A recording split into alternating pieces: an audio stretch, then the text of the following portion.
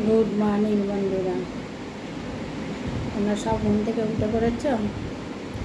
আমি উঠে পড়েছি, মানে উঠে আমার মোটামুটি কাজ সেরে চা করে নিয়ে এসেছি। এসে তোমাদের সঙ্গে গল্প করতে বসেছি। ওষুধও খাওয়া হয়ে গেছে, 3 রকমের ওষুধ খাওয়া হয়ে গেছে। আর একটু জল খাচ্ছে, কেন গরম জল তো, এত সাংঘাতিক গরম বন্ধুরা। বুঝতেই পারছো যে কেমন গরমটা, একদম মানে ফিরে পড়া যাচ্ছে না। এখন ভাবছি ফুল আনতে যাব বাজারে, ফুল নিয়ে এসে তাড়াতাড়ি রান্না বসিয়ে দেবো।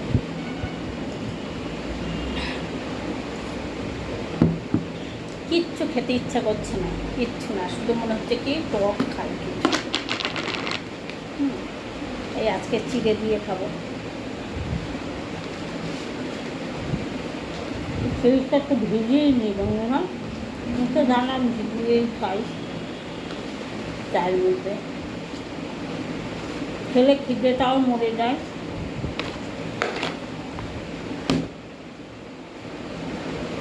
আজকে আর বিস্কুট খেতে ইচ্ছা করছে না। আমি চট করে সব কাজ সেরে ফেলেছি। সব কাজ হয় না, এখনও একজনের খাওয়ানো, তার হাগা মুটা অনেক কিছু বাকি আছে। আমি মোটামুটি এদিকে আমার সারা হয়েছে। যেমন ঘর ঝাড় দেওয়া, আমার ঘর মোছা, ঘর বারান্দা সব মোছা, তোমার কী বলে, আমার নিজে পায়খানা বাথরুম সেরে এসেছি, সে তো ঘুম থেকে উঠেই। দিয়ে চা করলাম, দুধ জাল দিলাম, দিয়ে এখন চাটা খেয়ে জামা কাপড় ছেড়ে যাবো একটু বাজারে ঠাকুরের ফুল আনতে।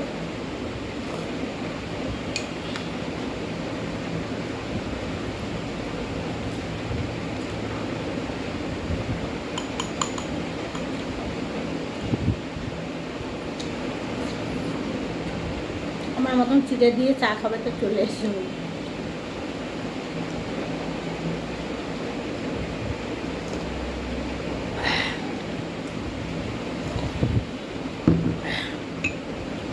ভেবেছিলাম চোখের ডাক্তারের কাছে যাব,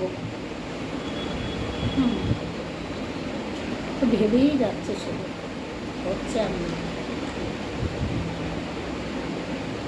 তবে আজকালের মধ্যে চোখের ডাক্তারের কাছে যেতে হবে বন্ধুরা। চোখের অবস্থা অসম্ভবই খারাপ, অসম্ভবই খারাপ।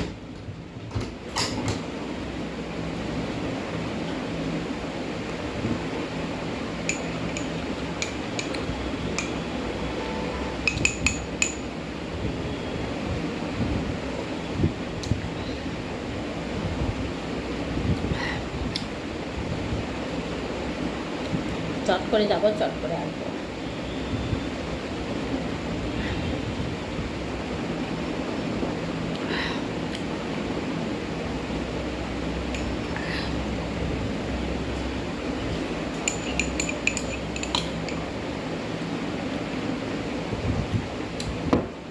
একটা দাঁত তো তোলা হয়েছে, এখন আরও 2টো দাঁত একবারে গর্ত করে ফেলেছে। ওর বাবা থাকাকালীন ওর বাবাই ডাক্তার দেখিয়ে তুলে তুলে দিয়ে গেছিল।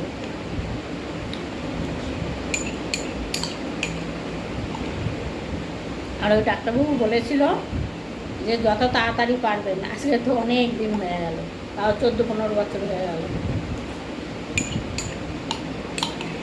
বেশি যায় কম না।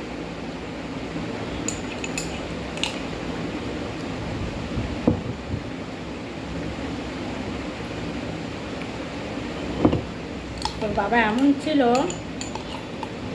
যে যদি কিছু একটু হতো কখন ডাক্তারখানা নিয়ে যাবে, কী করবে। পিঠে একটা বন্ধুরা কখনো বলিনি তোমাদেরকে, কত শরীরে অপারেশন করাবো বলো।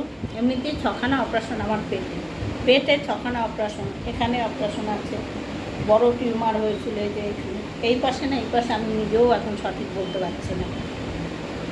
এই দিকটা কি এই দিকটা হবে, দিয়ে পেটে 6খানা অপারেশন আছে। যাই হোক, পিঠে একটা শ্বাস হয়েছে, ডাক্তার বলেছিল অপারেশন করতে, এসে বহুদিন আগে, তখন আমার ছোট ছেলের বয়স বোধ হয় 4-5 বছর তখন। এই যে এটা ওটা ওষুধ খাই না, ব্যথার ওষুধ ফষুধ খাই, ওইটা না ওটা একদম শুকিয়ে গেছে, একদম শুকিয়ে জানে একটুখানি হয়ে আছে। কী রে বাবা, মাঝে মাঝে খুব ব্যথা হয়। ডাক্তার বলেছিল যে অপারেশন করে শ্বাসটা তুলে দিতে।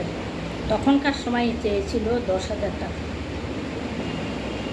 নার্সিংহোম, তাও কোথায় কালনা গোপীনাথ নার্সিংহোম। আজকের কথা, এখন সে নার্সিংহোম আছে কি না তাও জানি না। অ্যাকচুয়ালি কিন্তু আমার বাড়ি হচ্ছে কালনা।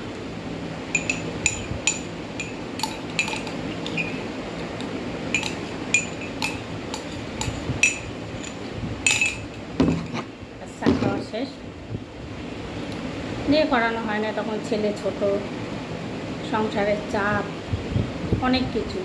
তারপরে ওই ছোটো ছেলে যখন হলো আমি প্যারালাইজ হয়েছিল, মানে আমার সব বাথরুম মানে সব খাটের উপরে হতো সব কিছু। অনেক ভুগে আজকে এই জায়গায় দাঁড়িয়েছি, বুঝতে পারলেন? আজ ওর